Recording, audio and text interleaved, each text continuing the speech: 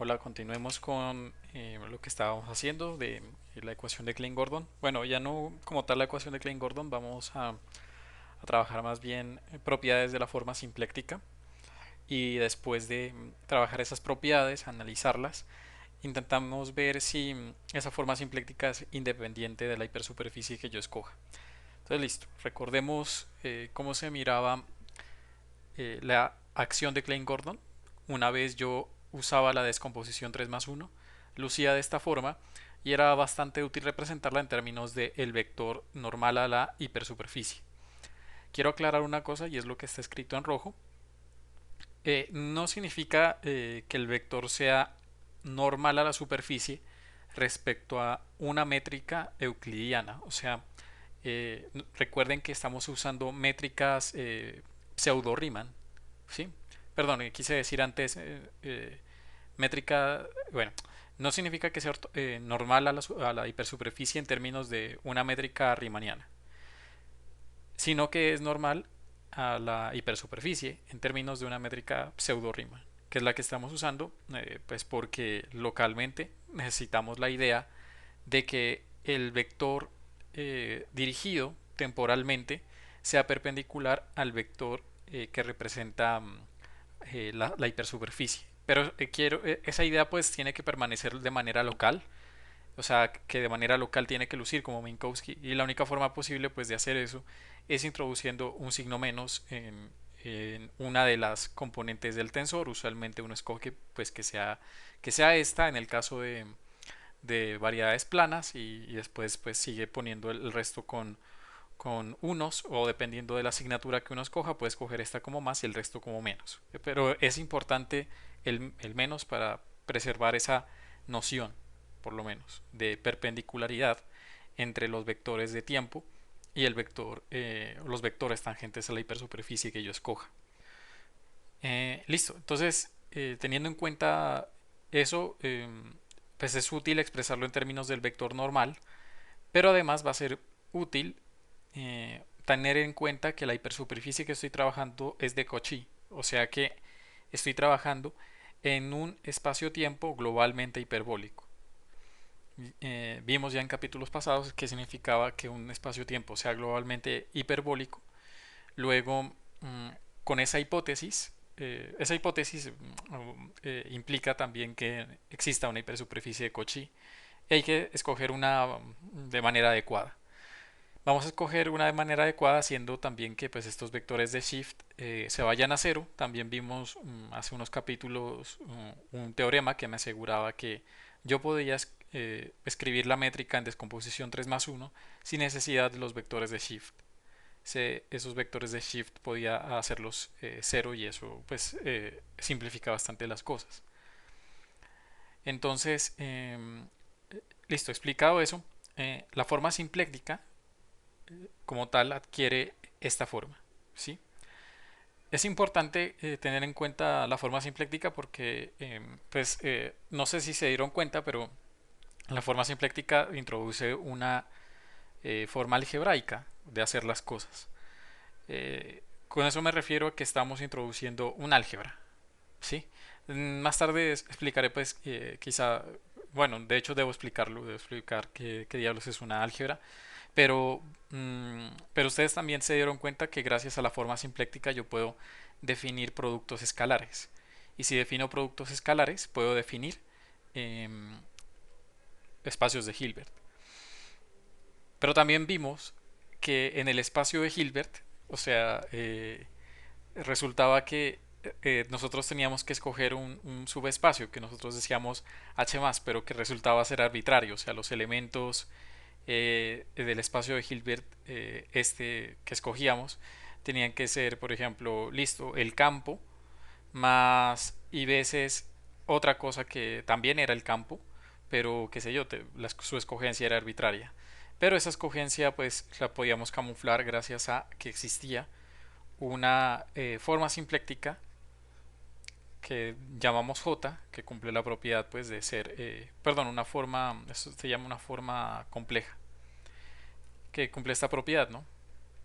O le llaman estructura compleja, lo siento, que tiene esta propiedad. y además pues tiene la propiedad de conservar o de ser una especie de transformación canónica, y eso implica que cuando actúa sobre, por ejemplo, ambos, o sea, cuando efectúa una transformación vía J sobre esta componente y esta componente, da igual y me da la misma forma simpléctica. Entonces, teniendo en cuenta todo eso, por eso vale la pena estudiarla, porque podemos con la forma simpléctica construir productos escalares y con eso definir un espacio de Hilbert.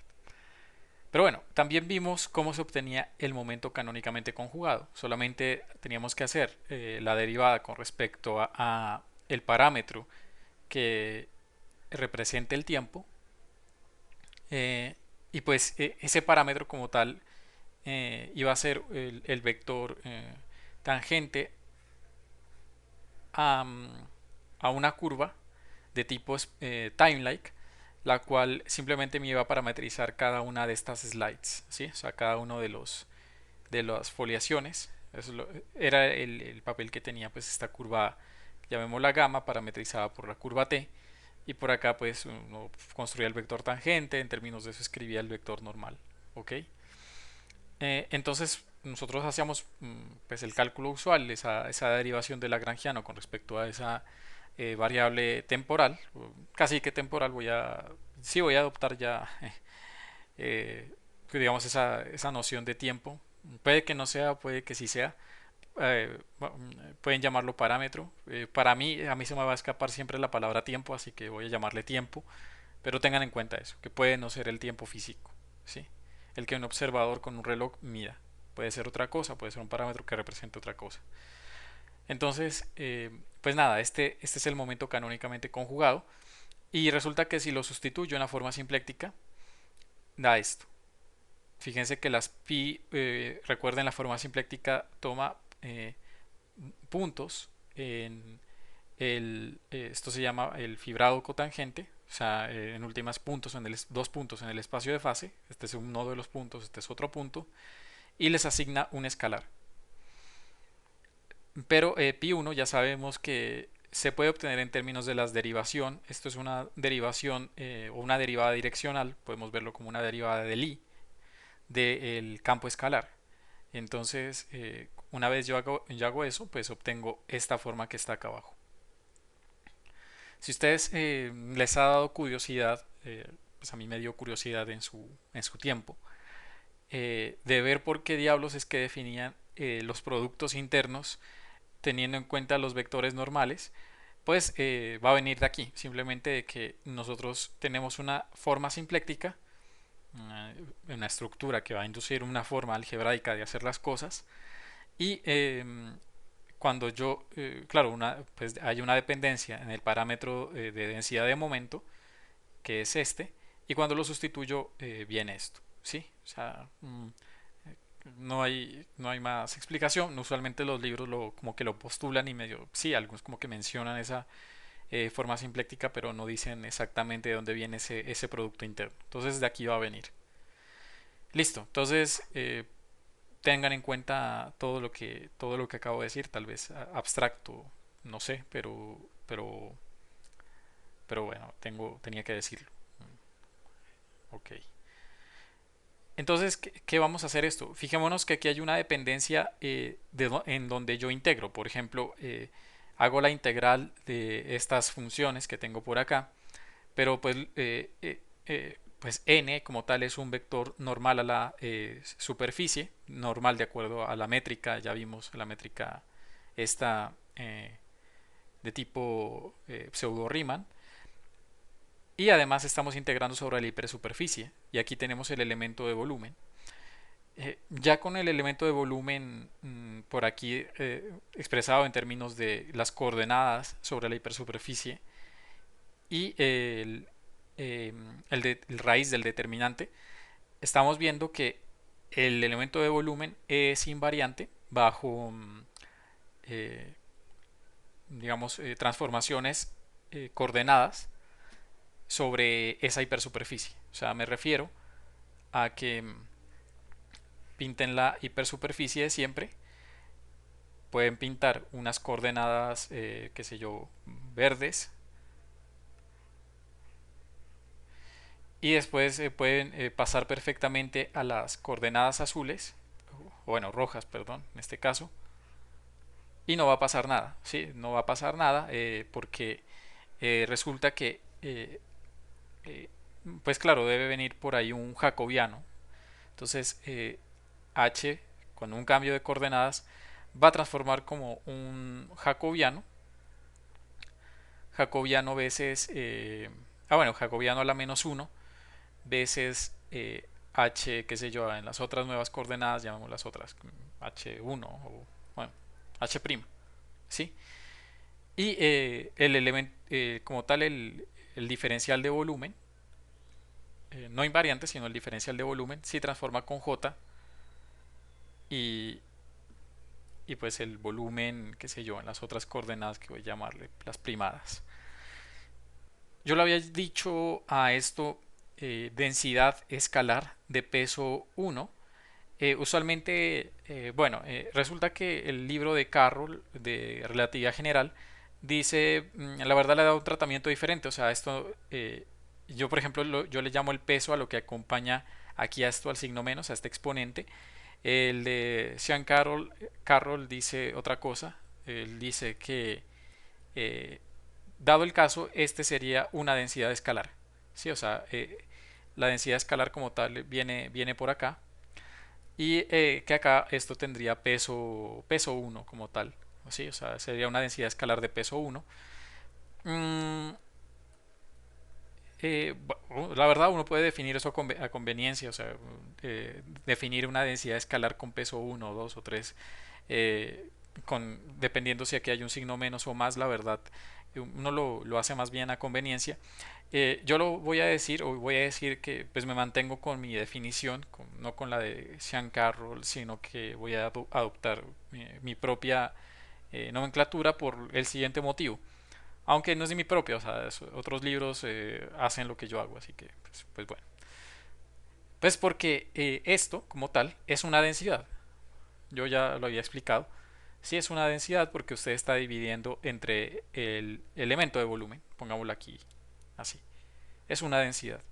Claro, cuando usted hace una transformación de coordenadas, pues lo que va a pasar es que pues aquí esto se va a expresar en términos de otras coordenadas, ¿cierto? La x pasa a depender de y el elemento de volumen pues pasa a ser multiplicado por una j, que esta vez depende de y. Listo, entonces si lo vuelvo a escribir, claro, acá hay una j a la menos uno y esto vuelve a ser pues, lo que era antes, expresado obviamente en términos de las cosas, ¿no? Y el volumen por acá. Entonces para mí esto es una densidad. Precisamente pi1 se comporta como una densidad y cuando yo transformo me queda aquí un j. Si yo, por ejemplo, me pongo a decir que es una densidad escalar de peso menos uno, la verdad no me parece muy natural. No sé ustedes, pero a mí no me parece como tal muy natural y prefiero entonces decir que esto que está aquí es el peso, o sea, a lo que acompaña el signo menos. Claro, si yo tengo, por ejemplo, si la cantidad me transforma con una j, pues yo tendría que hacer esto, ¿cierto? Y decir pues que esto como tal sería el peso. Bueno, aunque me había perdido un poco el mensaje que quería dar, pues es lo siguiente. Cuando cambiamos de coordenadas sobre la hipersuperficie, esto va a quedar invariante. O sea, la forma, listo, n pues pasaría, qué sé yo, las componentes quedarían tal vez cambiadas, pero igual fíjense que este n tiene un índice arriba, lo podemos bajar con un g. La verdad lo podemos bajar digamos, con ayuda de esta g, ¿sí? Con la g con índices arriba. Y resulta que a pesar de los cambios coordenados que yo haga, pues esta g transforma adecuadamente. O sea, la estructura de todo esto se va a preservar. Mm, pero bueno, queda otra cosa, tal vez que uno diría a simple vista, pues no sé si se preserve la misma estructura para sigmas diferentes, o sea, para hipersuperficies de Cauchy diferentes. Resulta que sí pasa y eso se puede demostrar, pero para demostrarlo uno necesita el teorema de Stokes. Entonces, el teorema de Stokes como tal, generalizado es este. Tal vez no ayuda mucho escribirlo así, así que en el libro de Sean Carroll, que se los pongo acá, porque ya lo he mencionado, Space, Time and Geometry, en especial en el apéndice E, él muestra cómo pasar de esta forma a esta forma. Recuerden una cosa, lo que tengo acá, omega, es una n-1 forma. ¿Sí? Voy a, pues le recuerdo así solamente con palabras que una p forma se encarga de mapear p vectores a los reales. ¿Sí? O sea, toma tres vectores y los mapea a un numerito, pero en particular las p formas hacen parte de este producto tensorial, del producto tensorial y así, y así, y así, y así. Em, Voy a poner por acá tensorial. Y esto pues lo hacen, qué sé yo, si estoy hablando de tensores de rango P, o sea, de 0,0, P, esto pues se repite P veces, ¿no? Y en particular, pues las P-formas hacen parte de un subconjunto muy particular en donde, pues cuando yo ingrese, como esto es el espacio dual, cuando yo ingrese P vectores, me los mapea a un escalar, pero además si yo los intercambio, esos vectores, si intercambio esas entradas, obtengo menos el, el coso, digamos, sin intercambiar, sí, o sea, es antisimétrico ante el intercambio. Entonces, en particular es ese subconjunto. O sea, estas no son como tal p-formas, sino van a ser un subconjunto de estas. Porque si yo trunco esto y, por ejemplo, no me remito, qué sé yo, a hablar tanto a ir hasta p veces, sino solamente lo hago dos veces, pues yo tengo dos subconjuntos especiales. Uno es el que en donde no importa el orden, no importa, o sea, da igual si yo, por ejemplo, hago actuar un tensor de estos sobre dos vectores, porque pues estos van a ser simétricos, ¿no? Bajo el intercambio. Este es un conjunto pues especial. Y el otro pues es el que les había mencionado, que sería una dos forma, qué sé yo, omega, en la cual ingreso este y esto pues debe ser igual a menos eh, WB. ¿Listo? Entonces, en particular uno se preocupa por estas, que son las p-formas, las cuales pues este elemento como tal pertenece a los reales. ¿Sí? Entonces es un mapeo, sí, antisimétrico, que toma p vectores y los mapea a un numerito. Y pues es bastante útil el lenguaje de las p-formas, pues simplifica bastantes cosas. Mm, Yo quiero hacer una serie de videos de matemáticas como tal que se usan en relatividad general. Eh, también me gustaría hablar de fibrados principales, pues porque se usan en la definición, bueno, pues, como tal para ver qué es una conexión en el grupo gauge, en los grupos gauge no abelianos.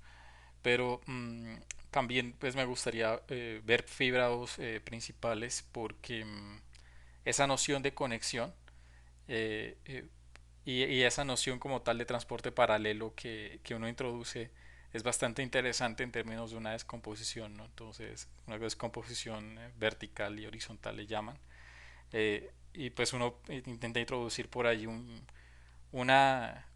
Esa es una dos forma, pero es una dos forma rara porque, a ver, como tal vez me estoy desviando, pero esta resulta tener que ver con el álgebra, ¿no? Con el álgebra de Lie en vez de con un T sub P, o sea, uno quita esto y por acá sí creo que pone no me acuerdo si era, creo que sí era un elemento perteneciente ahí al espacio tangente, pues toca revisar bien. Pero bueno, el chiste es que quiero hacer una serie de videos, mostrando pues mi noción de p-formas y pues mostrando una noción en donde esto de las preformas surja de manera natural, o sea, el cómo integrar preformas y todo eso. Tal vez lo haga por allá en julio. Eh, y ahí mostraría como tal cómo, mm, cómo pasar, pues sería muy ambicioso de mi parte demostrar como tal el teorema de Stokes generalizado, pero no sé, me gustaría. Eh, Tal vez no lo logre, pero tal vez solo logre demostrar, qué sé yo, para unos casos particulares, pero bueno. En fin, el chiste es que para pasar de aquí hasta acá, yo necesito la noción también de dual de Hodge, porque resulta que cuando uno está hablando de n-1 formas, em, hay un mapeo bastante útil que es el dual de Hodge, porque aquí simplemente tengo uno formas. A ver, digamos cuando uno hace la noción de dual, debe preservar como tal la noción de dimensión.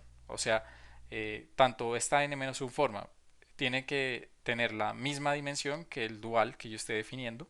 En este caso va a ser el dual de Hodge. Ahí eso se va a cumplir efectivamente, va a tener la misma dimensionalidad, pero, pero ya no va a estar escrita en términos de esta n-1 forma. Por ejemplo, si yo escribo, si mi espacio-tiempo es cuadridimensional, esto sería una tres forma, ¿cierto? Pero una tres forma viviendo en un espacio-tiempo cuadridimensional, pues como tal a dar cuando yo hago el dual de Hodge, em, vamos a tener una dimensión eso es dimensión uno, o sea, realmente puedo generarlo con un vector.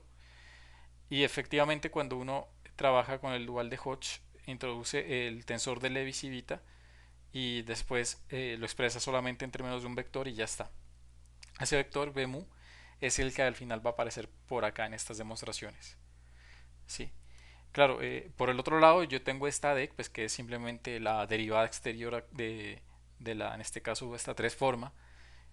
Mm, y pues la derivada exterior, pues si la tres forma actuaba en tres vectores, la derivada exterior actúa, realmente es una cuatro forma, ¿cierto? Para el caso de cuatro dimensiones, el cual me toma cuatro vectores y los mapea a un número. Y todo eso tiene que ser integrado. Entonces esa noción de integral es bastante interesante. Pues, estudiar esto, pero en términos de vectorcitos chiquitos, o sea, vectores que vivan en el espacio tangente. Me gustaría hacerlo. Pero bueno, este libro ya lo hace, entonces me expresa una forma que para nosotros es más útil, que es ir de esto bueno, de esta notación tal vez algo formal, a esta notación pues, que, que va más acorde a nuestros intereses, que ya es una notación inicial. Entonces, sí, lo voy a hacer videos de matemáticas de estas. O sea, yo sí exigiría pues que para verlos sepan algo de, pues, de geometría, un poquito de geometría diferencial. O sea, no voy a partir como tal a definir espacios tangentes, me da mucha pereza. No, perdón, pero sí me da mucha pereza. Y, y pues prefiero irme de una con fibrados y como tal nociones de topología y de integración de este tipo y teoría de la medida tal vez, pero bueno, eso será por allá espero que en julio. Espero no defraudarlos y por allá hallar esa serie de videos y esto quedará más claro aún todavía. Listo. Entonces, dicho esto, esto es el teorema de Stokes. Y este lo vamos a usar. ¿Para qué? Pues porque, ¿qué tal si yo ahora, claro, yo quiero probar la independencia de la superficie a la hora de definir las formas simplécticas? Entonces, ¿qué tal si yo me defino una forma simpléctica 1 pues, con respecto a la superficie 1, ¿no? Que sería esta. Entonces ya yo borro esto, pues porque ya sabemos que la forma simpléctica se puede escribir de esta forma. Y déjenme también definir entonces otra forma simpléctica, esta vez pues en una hipersuperficie de Cauchy 2. Entonces esa hipersuperficie de Cauchy pues tomo otra que sea de Cauchy, es importante, pues porque estamos trabajando sobre espacios-tiempos globalmente hiperbólicos. ¿Ok? Entonces, ¿qué es lo que puedo hacer ahora? Pues claro, en cada hipersuperficie va a diferir el vector normal, así que también debo ponerle índice, así como la métrica que se induce. Y así y también pues va a diferir como tal pues el sistema coordenado que yo escoja para cada una. Entonces, por ejemplo, yo puedo escoger aquí el sistema coordenado uno y acá el 2. La verdad yo podría pasar a otro... a ver, la verdad no es que haya una dependencia del sistema coordenado. Yo puedo, por ejemplo, voy a pintarlo por acá. Puedes coger otra vez la hipersuperficie, pero puedes coger otra por acá arriba. Sí, un poco diferente, pero debido a que por cada línea está pasando una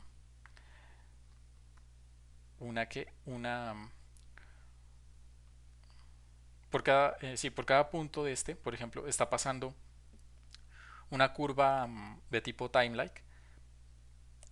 Esa curva de tipo time-like seguramente va a intersectar con la otra hipersuperficie. En este caso, esta es para mí sigma uno y esta para mí es sigma 2. Entonces va a haber un mapeo uno a uno, o sea, va a haber un mapeo uno a uno. Y si yo escojo ese mapeo, o sea, como que las coordenadas aquí en, en una de estas, por ejemplo, aquí escojo este sistema coordenado como azul, pues que se mapee también a un sistema coordenado por acá. En ese sentido, si yo por acá este punto lo identifique, voy a ponerle, qué sé yo, un numerito, 1,2. Pues, ¿qué tal si yo induzco con ese mismo sistema coordenado eh, el numerito 1,2 por acá?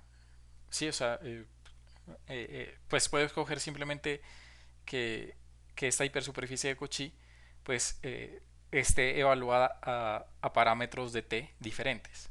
Eso es lo que estoy diciendo. Es otra forma de ver como esa independencia del parámetro t. Pero esta vez ya con hipersuperficies porque pues yo por ejemplo puse un parámetro t acá, pero ese parámetro t puede ser el mismo, ¿no? O sea, esta es una familia como tal de curvas. O sea, por ejemplo, aquí tengo un t, pero aquí puedo tener el mismo t, pero pues que pertenece a otra curva. Y cuando fijo t's, pues yo a t's iguales empiezo a ver que esa familia de curvas me empieza a generar las hipersuperficies de Cauchy. Entonces, eso es lo que estoy diciendo. Entonces, para probar esa independencia, no es necesario suponer que tengo sistemas coordenados en las hipersuperficies como tal diferentes. Así que pues borro ese índice, no me hace falta. Em, y ahora voy a usar ese teorema. Pero déjenme primero expresar ahora las hipersuperficies así como en términos de, qué sé yo, de líneas nada más. Entonces esta es sigma uno, esta es sigma 2. Entonces resulta que por acá yo tengo como tal M, que pues es como tal una variedad encerrada por esta superficie. Em, claro, yo tengo siempre líneas por acá, mis líneas time-like, a cada una de las hipersuperficies. Em, entonces esta sería gamma uno, gamma 2, no importa. Y esto encierra como tal un hipervolumen.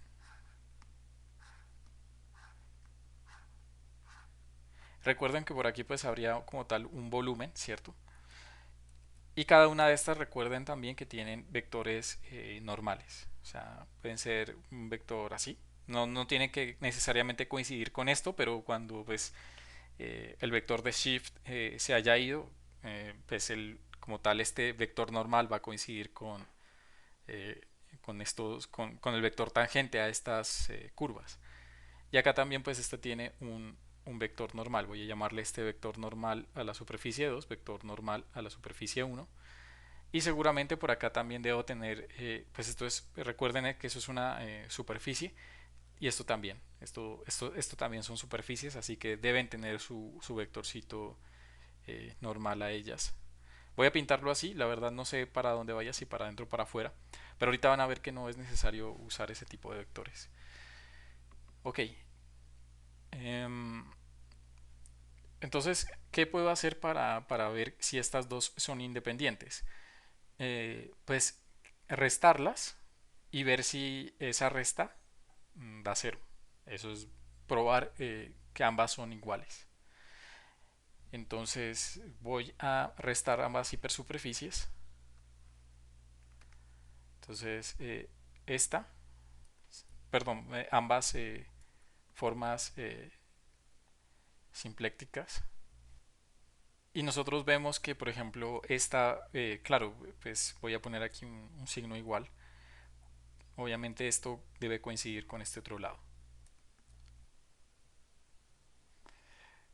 Ok, entonces ya una vez que hago esto, ¿qué tal si voy a reabsorber más bien este, este menos dentro de este vectorcito acá, o sea, estas componentes del vector normal? Y lo que me está diciendo esto es que tengo que voltear el vector, ¿cierto? Entonces aquí pongo más. Luego el vector ya no tiene esta componente roja apuntando hacia adentro de la superficie, que pues aquí yo la he encerrado, sino que está apuntando esta vez ya para afuera, o por lo menos esa es la interpretación que ya puedo tomar por acá, ¿no? O sea, con este menos, esto ya apunta para afuera del volumen. Listo. Entonces, ahora, ¿qué pasa? Fijémonos en lo siguiente. Yo podría suponer, claro que me faltarían términos. Me faltaría el término de acá y de acá. Pero vamos a suponer una cosa. Pues vimos que los campos, hice una suposición fuerte, y es que me tienen que formar un espacio de Hilbert, que tiene que ver con en parte con esa noción de paquete. No es un paquete, pero al final ese espacio de Hilbert se va a formar a partir de sucesiones de las funciones estas soporte compacto. Y las funciones soporte compacto pues valen en cierto rango, ¿cierto? O sea, lo estoy representando así como por esta, como por eh, ese bulto rojo y listo. Entonces, eso es lo que, eso sería una función. Claro, no tiene que ser como tal casi que gaussiano, se puede oscilar, pero siempre en una región finita. Pues representando eso como las partículas o bueno, nuestra noción de partícula por allí. Mm, Ahora, debido a eso, nosotros no vamos a tener como tal contribuciones del campo por acá. Y fíjense que este vector, o sea, el que me hace, el que acá en el teorema de Stokes va a ser el papel de B, pues va a ser como tal este vector, ¿cierto? O sea, esto. Que son, uno puede verlas como componentes en este caso, que esto que es un covector, creo. Bueno, sí, un componente es de un covector. Entonces, claro, pero no hay problema con que yo suponga que esas son componentes de un covector porque yo por acá puedo subir y bajar el índice, ¿cierto? Y escribirlo de esta forma. O sea, no hay problema con eso. Entonces, claro, este B lo vamos a poder identificar con esto que está aquí. O sea, esto va a ser nuestro B alfa para nosotros. Teniendo en cuenta eso, como aquí aparecen campos y además aparecen las derivadas de esos campos, o sea, aparece un campo phi 2, pues que no importa, o sea, él va a tener que estar definido por allí, ya sea oscilatoriamente por acá, y después va a tener que desvanecerse, pero el chiste es que si yo asumo que estas superficies de acá están en el infinito, eh, pues el campo va simplemente a desvanecer, va a desvanecer tanto el valor del campo como el valor de las derivaciones. Entonces, ¿por qué el valor de las derivaciones? Pues porque por acá esto no, casi que no varía, ¿cierto? En ninguna dirección. Entonces, es útil suponer todo eso y así decir que estas componentes de acá pues no aportan, ¿sí? O sea, estas componentes no aportan porque están pues bastante alejadas de, de acá. Si están bastante alejadas, pues yo ya puedo decir que esto como tal está encerrando una eh, hipersuperficie. eh, de hecho, esto es como tal un subconjunto de la variedad. Vamos a llamarle omega. O sea, omega es un subconjunto eh, de M. Y de hecho tiene la misma dimensionalidad de M, ¿no? O sea, la dimensión de omega es igual a la dimensión de M. Entonces, es tener en cuenta eso. Porque pues está encerrada, es un hipervolumen. Listo. Entonces, ya teniendo en cuenta todo eso, puedo aplicar el teorema, ¿no? Entonces, estos son los vectores normales. Vectores normales. Entonces, todo eso se va a encapsular en este vectorcito normal. Recuerden que, pues claro, aquí está la superficie. Yo puedo dividir esa superficie como una suma, ¿sí? Esto es igual a, voy a poner aquí una suma sobre i de la integral de las diferentes superficies que, que envuelven ese volumen. Voy a llamarle como, no sé cómo ponerle, una superficie u sub i y de lo mismo, ¿no? De esto, ¿sí? Entonces yo lo puedo escribir así. Y claro, yo tengo que entonces tener en cuenta que cada una de esas superficies tiene un vectorcito normal, que pues acá debo identificarlo también con un índice i, que es el índice de cada una de las superficies. Pueden ser infinitas superficies, formándome una superficie de tipo, qué sé yo, una esfera y no hay problema, pero en este caso pues sí están bien definidas las superficies sobre las cuales estoy integrando. Entonces, es por eso que yo puedo pues decir que este pedazo como tal es este pedazo, ¿sí? Entonces entonces me devolvería, ¿cierto? Me iría hasta acá y claro, yo tendría que definir cada vector en términos de cada una de las superficies donde yo me pare, pero pues no tengo que hacer más trabajo. La verdad prefiero usar, en vez de esta notación de sumatoria, pues esta noción y ya está. Entonces, déjenme hacer eso. Voy a poner esto.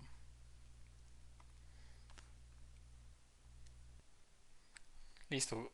Queda así, por lo menos este lado de la ecuación. Y eso tiene que ser igualado a lo que hay al otro lado. Entonces, fíjense que yo cambiaron la frontera por omega porque pues, es la frontera que tengo por acá. Y por acá entonces pongo la integral sobre omega de n de x raíz de menos g derivada esta covariante y otra vez b mu, bueno, de hecho es b alfa, perdón, derivada covariante de alfa, es esto. Bueno, y pues ahí tengo que poner el índice arriba.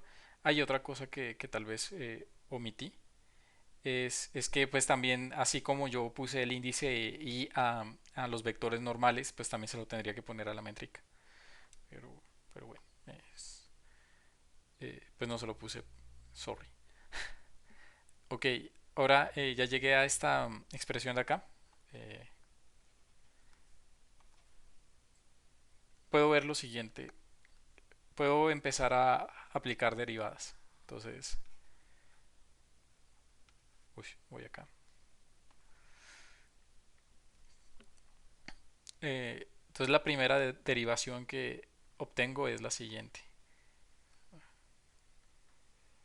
Esto es derivada covariante alfa, alfa de alfa, phi 1. Eso lo puedo encerrar en paréntesis.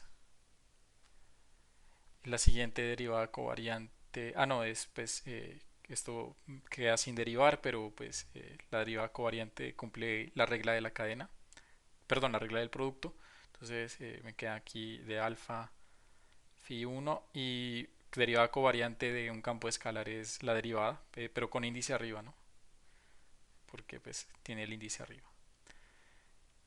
Y por acá pues tengo que esto es derivada eh, alfa phi 1, derivada alfa phi 2 Y ahora sí abro paréntesis para poner la otra eh, derivada que sería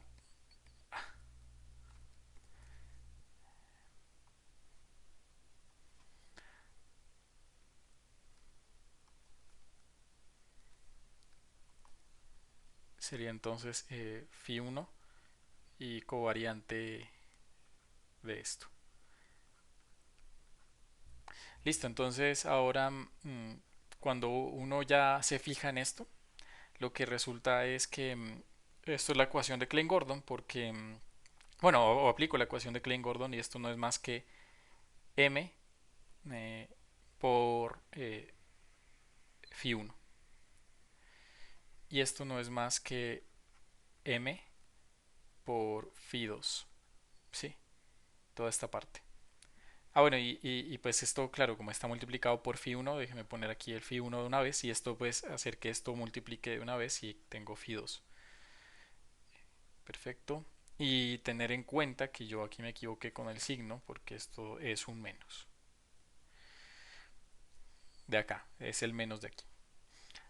Tener en cuenta también que esto puedo subir el índice y bajar este índice sin problema y así se me cancela esto con esto. Y cuando me doy cuenta también esto se cancela con esto. Así que todo esto es simplemente cero y ya. Entonces, obviamente, cuáles fronteras al parecer no estuvieron aquí involucradas, pues estas fronteras que están aquí, pero no eran necesarias porque, como pues les había dicho, estamos suponiendo que hay un espacio de Hilbert generado por funciones phi, soporte compacto, en una región por acá finita. Soporte compacto implica que por fuera de cierta región se hacen cero esas funciones y más cuando yo llevo estas regiones de por acá al infinito. O sea, eso se cancela y eso no contribuye, ¿no? Entonces ni siquiera me interesa calcular esos términos de frontera por estos lados. Si yo no hiciera lo de soporte compacto y además incluyo nociones de frontera por acá, las cosas se me complican, ¿cierto? Bastante, porque ahora debo saber cuáles son estas componentes normales. Dado el caso, si nos toca hacerlo, pues lo hago y ya está, no hay problema. Pues no lo hago, no creo que me salga pues, tan fácil, creo que daría hasta para un paper, pero bueno. Bueno, entonces si eso me dio cero, eso significa que esta resta me da cero. Entonces, todo este esfuerzo de usar el teorema de Stokes, partir del teorema de Stokes generalizado, ir hasta acá, que pues como ya les dije, el teorema de Stokes lo voy a hacer en otro video, que es de una sección como tal tal vez del canal dedicada explícitamente y únicamente a cosas matemáticas, ¿no? Un poquito más pesada de lo normal, no voy a ahondar en lo que son manifolds y esas, sino irme de una a fibrados y matemática pesadita. Listo, entonces esto me queda un igual, entonces por lo tanto no hay una dependencia de la hipersuperficie que yo escoja. Ok, entonces eso equivalente, la verdad equivale, sino que uno no habla en términos de hipersuperficies cuando está en espacios planos, sino que uno lo habla en términos de tiempo, que es el parámetro de esas hipersuperficies. Pero algo importante aquí entonces sería que esta forma simpléctica es independiente de las supersuperficies que yo escoja. Y eso es importante no solo aquí, sino también para gravedad cuántica. Hay unos intentos como tal pues digamos lo que el formalismo este eh, o de la representación de Schrödinger trata casi de eso, de intentar escribir una funcional que no dependa de las hipersuperficies que uno escoja. Eh, lo dejo por allí. Eh, Tal vez cuando veamos gravedad cuántica eso quede claro, que yo no sé. la verdad. Tal vez sean en un año.